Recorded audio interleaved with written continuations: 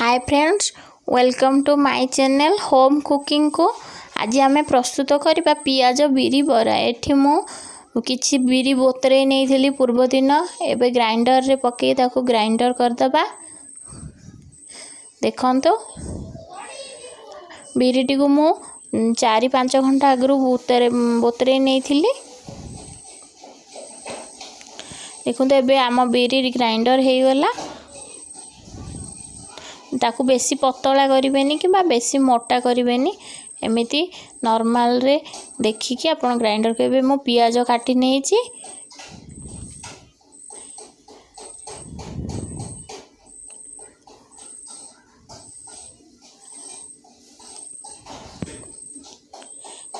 पियाज देखंतु छोट छोट की टिके काटी नहीं।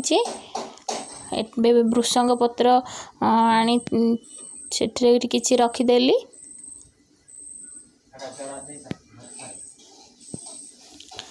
एबे बटा जाइथिबा बिरी को गोटे पात्र रे काढ़ी स्वाद अनुसार लूण पके देबी।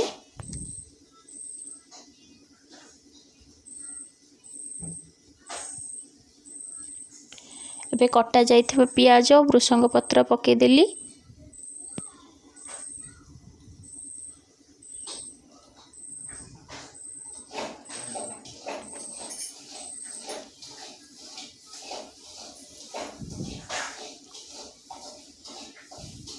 एवं किछि बेकिंग सोडा ऐड कर देली।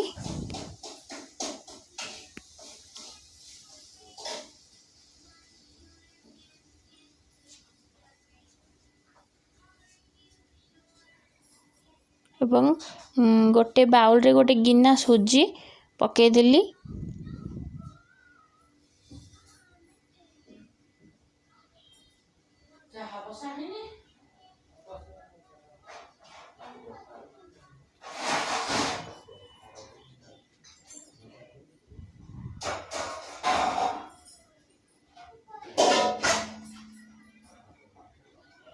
ताको एमती तल ऊपर करी मिक्स कर देबे।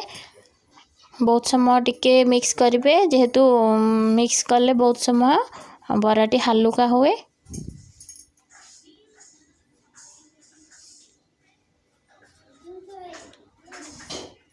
देखंतु एबे आम बैटर टी प्रस्तुत हो गला।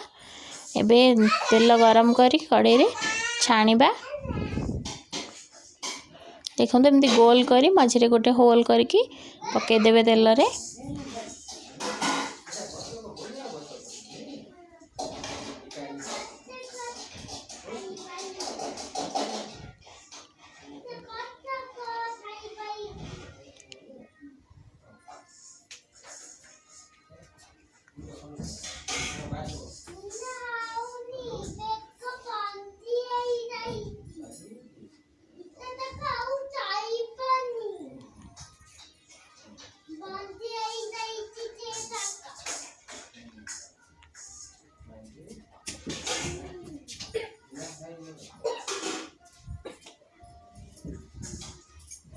देखंतु से एबे केते सुंदर से ब्राउन कलर हो गला।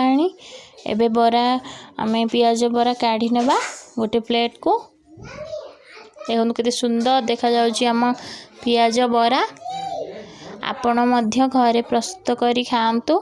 मते कमेंट करिवे केमिति लागिला पियाज बरा।